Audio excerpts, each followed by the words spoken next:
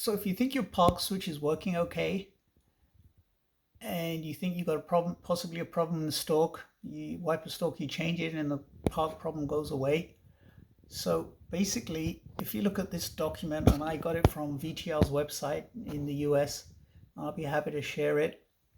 So the way the system parks, and you can read this document, there's a little bit of verbiage on there.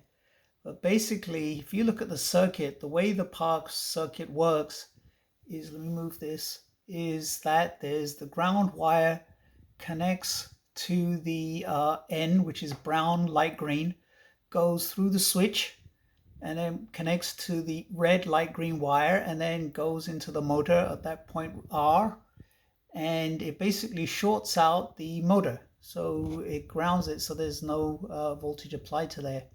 So sometimes what happens is your motor doesn't park properly because that ground circuit is not being made.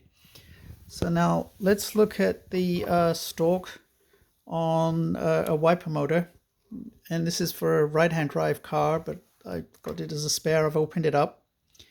And as I said, refer to that document. Even though it was written generically for VTR's website, it seems to work for the Stag pretty well.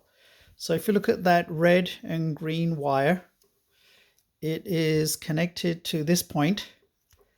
And when the switch is in park, it uses this metal contact bridge and it makes contact with this wire here, which is green. That green wire goes into this point here, which is basically inside that. It is that point there where my thumb is, goes across this bridge, and then it makes contact with this light green brown wire. And that's what you see there, light green brown wire. So sometimes what happens, I had this problem once, is if you notice there's a contact here, you can actually pull this out, and you want to also make sure that that contact there is being made between this point and this point. Emery cloth or fine thin emery cloth will do.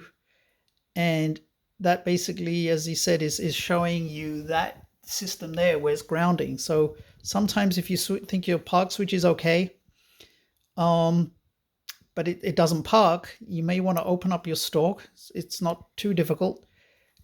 You want to be careful though. I'm going to put this back here. Basically, there's a couple of springs that go here, a ball bearing and a spring. Ball bearing and a spring there. When you open it up underneath, you turn it over, there's a little spring in there. This one is for Mark 1 Stag, but it didn't have a spring. It has a little plunger, but another one I have has a ball bearing. You want to be careful, and it sits in that cup there. And so when you do pull the stalk forward, this basically makes contact with that, and it energizes the motor and makes it move. And then, as I said, when it releases it contacts this point here momentarily or continuously, and that's that R wire there. So basically, if you look carefully at the circuit, you got the B and the R, and it's basically grounded, and that's what stops the motor from being energized. And again, you can read all this here. I'll be happy to send that document. If I can send the original link, I will do that on my channel. Okay, hope that helps.